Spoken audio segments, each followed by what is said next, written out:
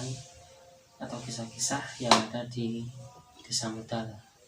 Jadi saya punya narasumber namanya Mbah Suprapto. Mbah Suprapto ini adalah kakek saya, saat ini berusia sekitar 87 tahun kalau menurut tanggal atau tahun kelahiran, tetapi kalau beliau kan pensiunan pegawai negeri. Pada saat itu SK-nya ditulis kelahiran tahun 40 tahun.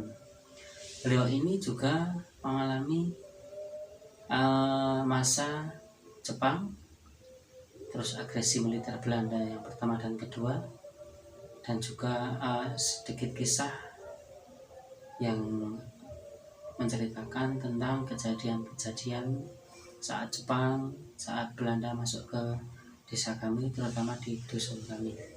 Nah, yang menarik di sini adalah beberapa narasumber yang sudah kami wawancarai sebelumnya, bahwa beliau juga mengatakan adanya serangan umum besar-besaran yang dilakukan oleh para pejuang kita, TNI, Tentara Pelajar pada tahun 48 melawan penjajahan Belanda yang bermarkas di Kota Temanggung.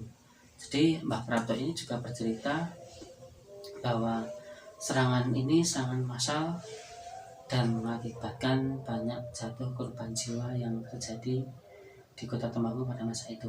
Nah, bagaimana kisahnya? Mungkin nanti ada bahasa atau sedikit kisah yang tidak sesuai dengan alurnya. Kami mohon maaf yang sebesar-besarnya, dan mohon maaf nanti kalau beliau bercerita menggunakan bahasa Jawa. Nanti akan coba kami terangkan dengan sedikit keterangan-keterangan yang ada. Terima kasih. Silakan selamat menyaksikan, dan jangan lupa untuk dukung terus channel kami. Jangan lupa like, subscribe, dan nyalakan loncengnya untuk mendapatkan video-video terbaru. Ini saya bersama dengan Mbah Suprapto. Beliau kelahiran tahun 40 nih, Mbah. Aku nanti bener gitu. Oh, tahun 38. Karena dia zaman Londo kuwi presidennya Hermina Yuliana seluruh. Nah, zaman Londo kuwi wong Jawa ora kena sekolah dhuwur-dhuwur, ndak pinter. Nang desa ke dibatasi kelas 3. Nggih. Kelas 3. Nek mbiyen ki nek ora putra cari lurah nek neruske nang Manggung ora kelas ora oleh ndak pinter. Zaman penjajah ndak pinter. Mbiyen ki ana sekolah HIS Kop School Milo. Aku nek sing HIS ke tingkat SD, nek sing Milo karo Kop School ki kok lali. Apa dhuwur Milone, apa dhuwur Kop School-e. Berarti nek mboten anak carik napa anak lurah, Iya. mboten saged sekolah dhuwur. Ndak pinter lah. Zaman ki karo Helminah ke presidene. Aku njur nek ora keliru 42 tahun. Njur Jepang 3 tahun. 42 sampai tahun 45. Oke, zaman Jepang kuwi wong Jawa diprowasa. Diprowasa kuwi wis pokoke ya gudigeng, ya nganggo klambi bagor, kathok bagor, klambi goni, selendang lulup ke Jepang. Selendang lulup, sarung karet. Nah, kuwi nek nggon padang bengi kuwi sentir lenga jarak. Njur kayak lepek kae njur disuntek, njur kayak kapuk, njur kayak disulut, njur empan. Biyen dianjurake nandur jarak kepyar. Gawe kuwi njur nek wong udut barang kuwi biyen ora rek kaya saiki. Adu watu. Titik jeneng titikan. Njur kawul aren kae ana dikerek-kerek mimpes-mimpes coklat kae. Kowe kok ngono kok njur jet ngono prempul metu genine. Njur nggo dimek kaya rek jros kene ora rek jros. Apa jenenge kuning lirang apa-apa njur tumpul njur murup. Njur di genyi median kuwi nang lepek kuwi. Kerkoso zaman Jepang kaya nang. Nggih. Jepang namudal kuwi kaya lingkungan pemandian kuwi do gawe digodhang. Termasuk Laresa kae godhang kok Jepang dadi bali jarene karo bangsa Londo apa-apa ngono negara Jepang di bom tadi bumi angus ngono. Jepang Bali. Nggih. Jepang Bali ning apike Jepang nang kene marai perang. Marai perang merangkak kae nang kene merangkak Jepang sing marai. Berarti nggih teng mudal niki nggih diwarai. Ayo teng mudal. Ayo njur. Anu merangkak njur wong kene pemuda do baris. Nggo tongkat pring kuwe. Nggih. Ora bedil ora tongkat. Diajari Kethu kloso bentuke kaya tentara kae dibentuk ngono. Kaya model saiki kethu biasa kae to. Nggih. Kudu tentara, kudu polisi ning kaya tentara kae ana sing adol saiki. Nggih. Kaya warna-warna rupane ana ireng, ana abang, ana kuning ngono to. Nah, kuwi njur apike Londo kuwi apike Jepang kuwi nang kene marai baris, marai ajar perang, merangkak nanti kuwi ana merangkak ndekem kae. Kae Jepang sing mempelajari. Lha kok Jepang dadi balina negarane dhewe ki mergo ceritane mbiyen dibom dadi bumi angus karo bangsa Londo apa Londo Inggris apa Londo Amerika apa Londo Netherlands ora genah to nyong. Nek pokoke negara Jepang yo dian. Anjur kuwi do bali rono. Bali rono. Saiki tahun 47 kok pire ya. Kuwi njur Londo meneh teko kene. Sugih gaman. Nek kene lak bodho sing ter meni pisan. Nek Londo duwe jenenge mata liur. Nggih, mata liur nggih. Mata liur.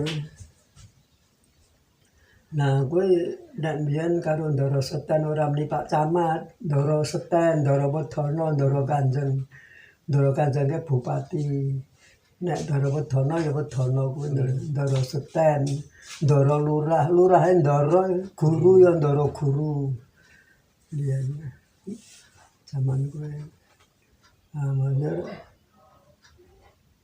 Jepang kuwi nang kene ora gawe senenge wong Jawa malah nggih susah ya sale mangane ya ngerkoso godigang lambe bakor katok bakor kethu kloso dibentuk kaya topi biasa kae sing ana ngene iki.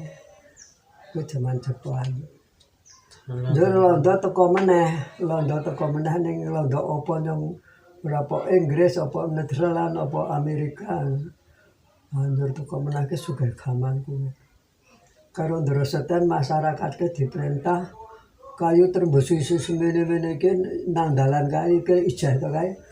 Kan diperintahi rakyate kon ngethokke lubuk gengetan ngulon ngono. Tanpa sisi ipane. Sing dikarepe kene kuwi Londo Namanggung nek ring desa ke men kanelan karepe. Njur Londo turut desa sak hehune ke ya wong Jawa barang kuwi. Angger dicekel Londo dipacak ijo ora iso apa ya cekeli bedhil. Campur bawur karo Londo ke nek rene kuwi. Tekan mriki berarti. Tekan kene bungkon Mbah To barang. Angger bapaknya Roli kan nang kene rak newahi macul. Rak wehi macul ana Londo wis tekan Kidul Langgar kae. banjur nyong Mas wonten London. London dan Mas Jayus mlebu pacule gethake njur turu nang amben guru ana kasur kono amben. Njur gliriyang kumbang kloso mlebu nggon Mbah To tenan dibuka. Sakit Pak ndoro rigi menora kapak kae rigi. Merengek-rengek. Heeh. Iki Pak. Betul-betulan ya pun telung wong dhuwur lho. Banjur Mbah Lurah kene iki kanggo mangan Mbah To ki ora mangan sego, jagung digodhog kanthi muguk-muguk kae to. Yo carupi jadi paroke klambe diurap gawe pangan. Aku nang pawon ke mah wali ke ditendang ngono brandunge ku ya ngale bubuk njero ambiar. Berarti Londone niku mlebu nendang Metu tulang, metu awang buri. Zaman kue Mas Jali, Mas Jarum karo Mas Ismadi. Kue Pak Ismadi pegawai penerangan. Njur si Mas Jali pegawai setenang Barak. Mas Jarum nang kabupaten. Do arah umpetan nang kali lunggih kuwe gede. Kali lunggih. Oh, wetan niku. Tujune sudah lunga, sudah mangkat umpetan Londore niku ya pas Londore niku. Anggap pas madeke malah nggawa map isi buku, isi pokoknya wong pegawai penerangan to. Wah, tujune Mbah To cepet. Kok tak pendem tak urugi ngono wis. Dadi London mlebu wis tak urugi nek cara ora dianu mbero nyong ya ana anu kuwi kok men buku penerangan arsip sejarah. Terus tak pendem. Bare kuwi nang nggon Solikin kae perapatane isih kulone isih Tegal. Sidunge Sugeng Tegal Yang Tegalan itu. Isih rungkut pokoke. Isih rungkut. Di Tegalan sana ya, Tegalan sana yang di kulon itu. Jalan ono Dalail. Dua dadi Dalail adene Pak Abu Bakri ngeblake galar DP kuwe sing dikarape bengi nek turu men ora cokoti tinggi. Pak Dalail. Dua lak logika tinggine DP lak do mati to. Nggih. Angger londo ana tembakan ora ngerti nek ngebagi galar kuwi rame nang kono. Pokoke rame nang kono. Anjur jenenge Womerto kumpit kuwi nyileh sapi Wajaya ya sing dengoni Mbah Komari ke omahe. Anjur jam 11 kae arek dilarani arek dolehke ring duka. Anjur sapi diuculi anune kuwi di surage megawe arek dolehke kuwi krungu tembakan kuwi do mlayu. Asih jenenge Womerto ke mlayu kuwi nututi sapi arek dolehke ring duku. Mah ditembak nang sawah. Nganu Pak. Mertone niku. Wong tani kuwi. Pak Mertone niku. Heeh. Ane mbiyen nek mlayu ke dianggap tentara. Sing ngasih Pak Dalail niku. Pak Dalail niku. Nek Pak Dalail yo digoleki. Nggih. Goleki umpetan nang kuburan kae. Kuburan Kilen. Kuburan Tegalan kae to. Nggih. Anjur biyen Dalail dicekel ketemu digoleki. Njur kalunge janur kuning. Ditenane nek kalunge janur kuning kuwi sembelih nang Kretek Krangga. Nggih. Ditenane. Nggih. Ning jelalah Dalail ora tekan Kranggan dibedhel nang ngarep balai desa kae nang balai desa ning Raja Tegal. Kae bengkok kau. Ning gurung ana balai desa mbiyen. Ning kali niku. Gurung mrene balai desa gurung. Ditembak nang kono diprapat. Nah, Syekh Untung yo isih kono nang masyarakat kene yo keluargane Dalail barang elek ndur kok wis konangan dadi anu. Nek nang Kranggan tol ngono kok harus ora ngerti wong kaya wong pirang-pirang nang kono kae kok. do keli to. Nggih. Nek banjir lak keli Nggih. tekan segara dadi wong sing dadi semana kan keluargane ora iso ngerteni ora iso golek ya. Kowe ngono kuwi. Nah, saiki Tahu. Tahu. saben kelurahan dikai tentarane dhewek. Tentara pelajar ora dibayar gamane kurang. Cak sekolah-sekolah Nah, niku. anjur didum tiap pamong nek mbiyen pamong bayan tamping kaum. Kene Mbak Mento tamping kaya loro. Njur Mbak Sanusi kaya loro. Njur Mbak kaum iki sapa mbiyen yo kaya loro. Dadi nang kurang disebar sak kurang ana pirang perangkat. Nek iki perangkat to. Nek mbiyen pamong. Ngono. Nek awan nang Mbak Mento ke yo ora macul kae iso nggo pacul nggo taplik. Kok tekane Mbak Mento ke tanggalan kae. Yo. Padahal niku tentara. Kowe mak tentara men dhewek kowe macul. Ya wae macul sing dinggoni to. Nek kene wae macul Mbak Mento. Dadi londo liwat kae weruh. Nggih, wong macul ngeten. Heeh, maculne londo ngertine kaya wong tani nggo caplik. Kene anane gamane ning granat. Karo bedhil sing militer. Nggih. Ora kaya londo ana bom, ana kano, ana mata liur nek londo to. Kuwi ndoro. Nek bengi gorela. Gorela ke nggawa granat kuwe. Grill ya kalau Cara manggung grill ya. markase nandi, nang Kerangkan markase nandi. Biyen kuwi. Kalau orang dulu nyebutnya gorila, kalau Ning sekarang bengi grill ya. gorela. Gamane ning granat karo bedhil sing ter muni ping pisan. Nggih. Terus saiki aku ya dicitrani Reben Tarso kowe wong mbayune kanggo mari oleh mbutuh. Nggih. Ada jono mat barenge kae asal usule kowe. Nur adine Mas Ranu kowe Reben Tarso kowe awan-awan mak preman nang progo kowe ana urung-urung sing sedeng wong. Monggo urung-urung kowe gokan banyu saka kamar mandi saka kowe. Ambune lah anune lah nggawa alat. Baune ora anu nggawa alat to. Yo ketemu malah kasih nang londo nang keranggane nang ndi ngono to.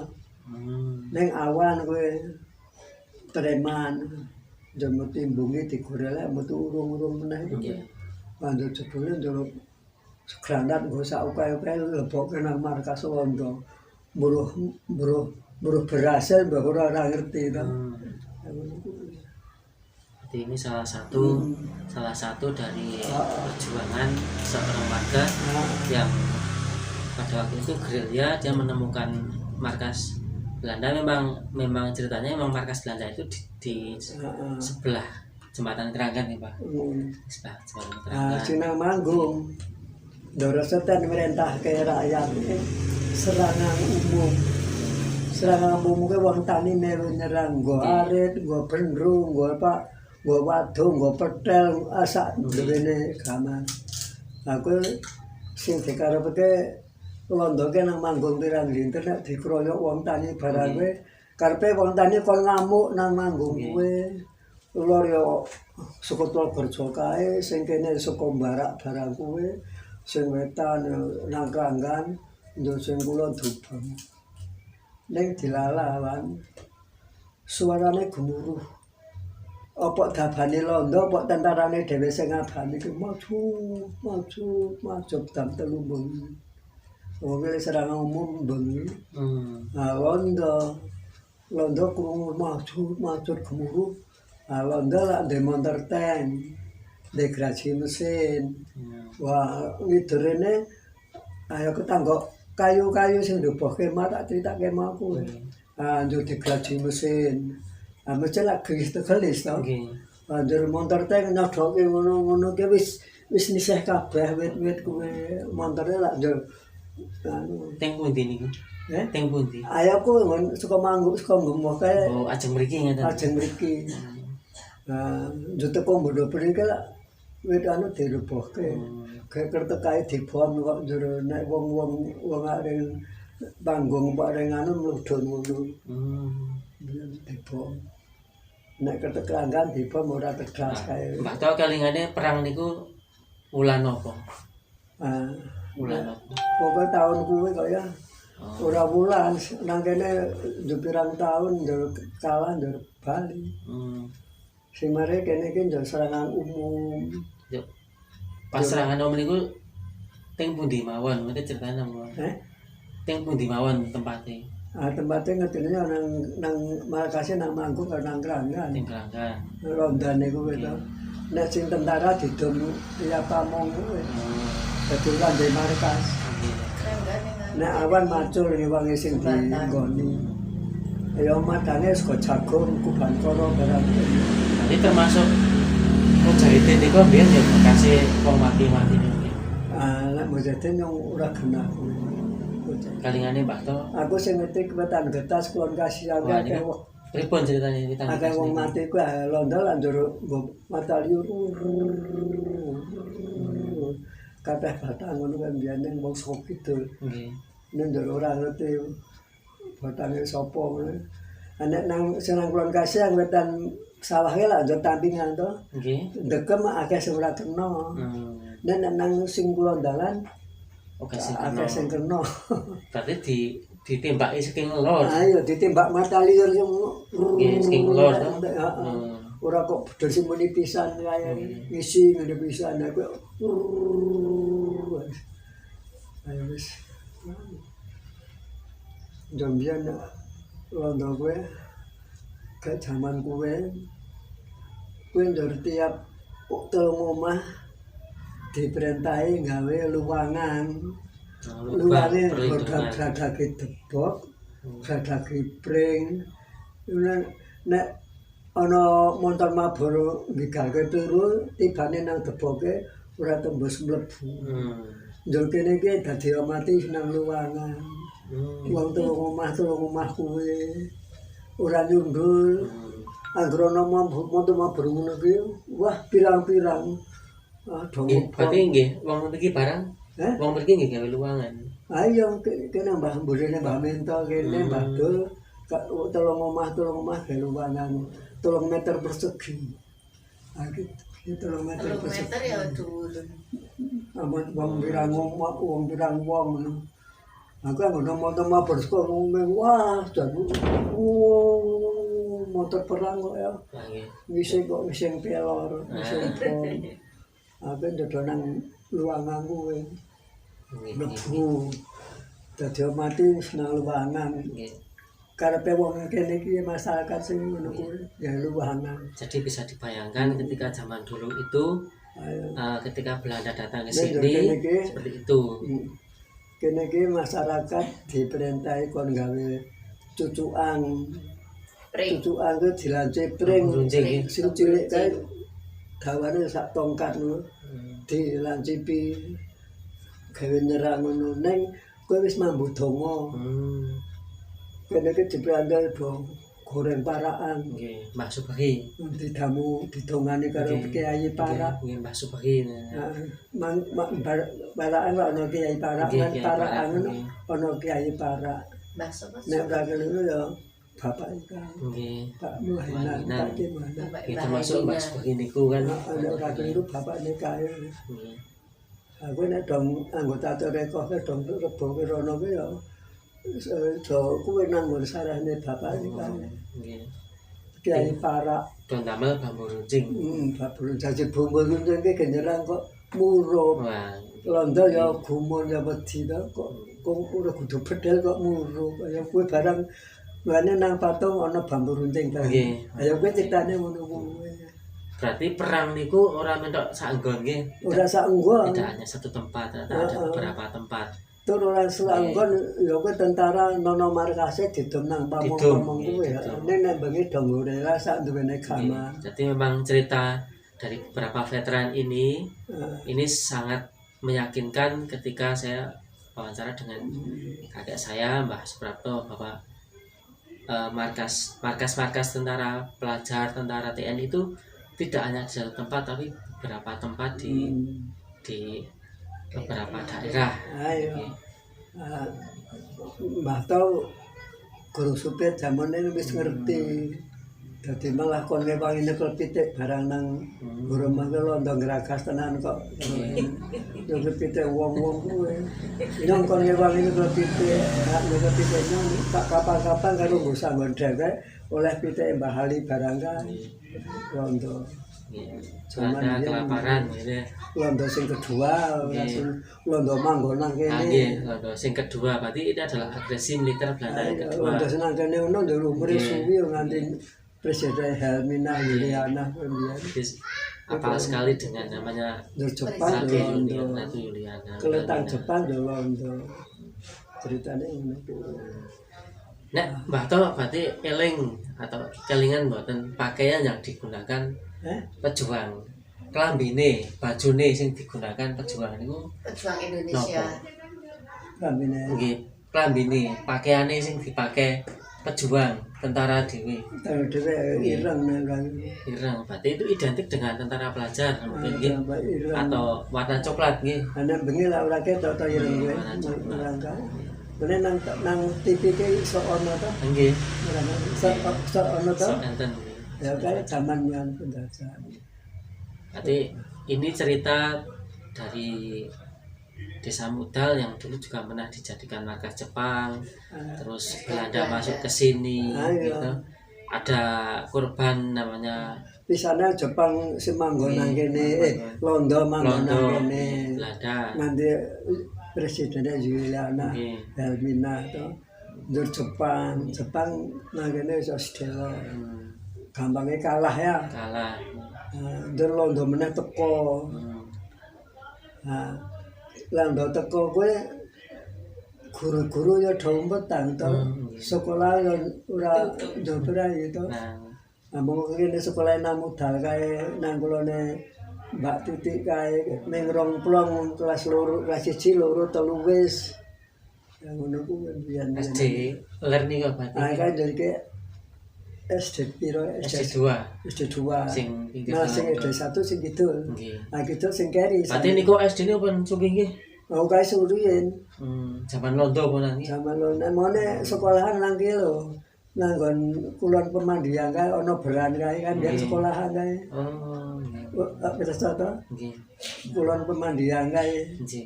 Ana beran kae tanah negara kae. Lanjut pindah ngalor, neng Mbah To senang lor kae biyen. Nang lor kae. Nang lor kan biyen menawi guru mulang nggo brangkon ora nggo kathok dawa. Nggo brangkon, nggo samping wironan. Klambine putih ngono kae. Ini sebutnya Ndoro Guru gitu. Ndoro Guru. Jadi orang dahulu itu menyebut pejabat itu ada Ndoro Sten, Ndoro Wedono, Ndoro Guru, Ndoro Camat, gitu. Ayo nambian Ndoro Sten, ora Camat. Ndoro Camat. Nambian Ndoro Kanjeng, Ndoro Guru, Ndoro Wedono, Ndoro Kanjeng, Ndoro Wedono, Ndoro Sten, Ndoro Lurah, Ndoro Carik, biyen Ndoro Guru. Ngono nambian domine Ndoro. Jadi kenapa saya melakukan dengan cara ini karena ini sangat menarik karena ketika nanti orang tahu tentang sejarah itu bahwa kita tidak hanya belajar dari buku tapi wawancara langsung dengan pelaku sejarahnya. Bahkan pada waktu itu berarti masih muda nih, masih enom nih. Supit. Tasih muda nih, tasih enom. Belum rapi ya. Belum nikah. Supit nang wis kelingan. Sudah. Ono londo-londo kowe no ya wis wedi to wis gede rasa wedi wah kuwi arek-arek awalnya nek yen jung satan ora patroli jung ono jung satan kae nang nggone lore Pak Asrori kae nggih papringan digrowong sedeng wong loro ge jaga engko saka pedol ka omah ana londo heho do jung sat ketok ndemayu bali ngabani kondom petang berarti ngen lare Pak Asrori RT itu nih kok. Kayak ono gerobongan. Nah, itu dulu jika dijadikan misalnya pos pemantauan Belanda. Berarti jembatan niku nggih pun enten apa jare? Biyen pring. Oh, biyen pring. Aku lak zaman Pak Parno dadi lurah kuwi. Ono kemajuan. Berarti Pring, memang, iya. memang ada. Saya mengalami sendiri pada waktu itu Nah, memang dia masih pring. bambu. Njur Masih talang bambu. kae nek iki kretek gendong talang. Nggih. Ora tau pendak tau nyalini. Nek meneh talange bobrok njur dandane iki kreteke bobrok kerja bakti wong ngene. Dandane kretek keluar kuwi.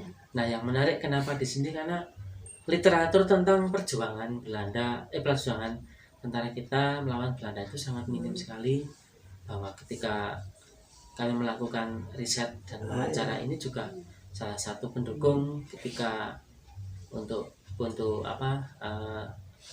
riset saya dan teman-teman gitu.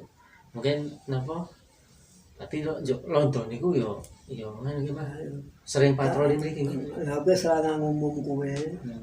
Mbah Mento wis tekan Kidul Jamperjo. Ada mundur mah kedung nang Kidul Jamperjo. Kok kok resisir kabeh. Resisir. Wah, Duri, semuanya duri. ayo resisir kabeh Bali ya kok suka ngono kae. Le jeko resisir karepe guru gedok mlebu kota kayak gitu Kidul Jamperjo mundur ketemu wong kene anu nang kae kono kae nggon kali Gedung Bintung barang kae.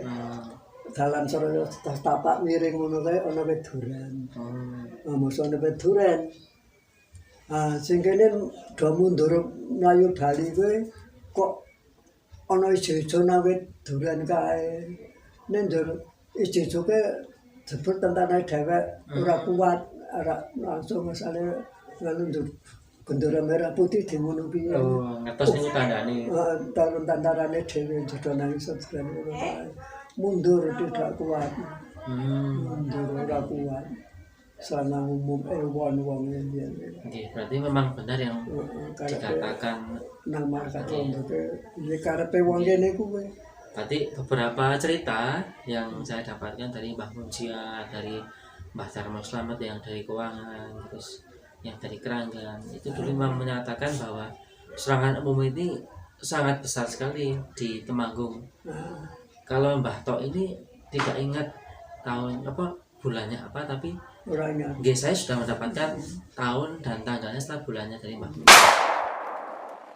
Baik, selamat siang. Saat ini saya berada di Kali Cuntel.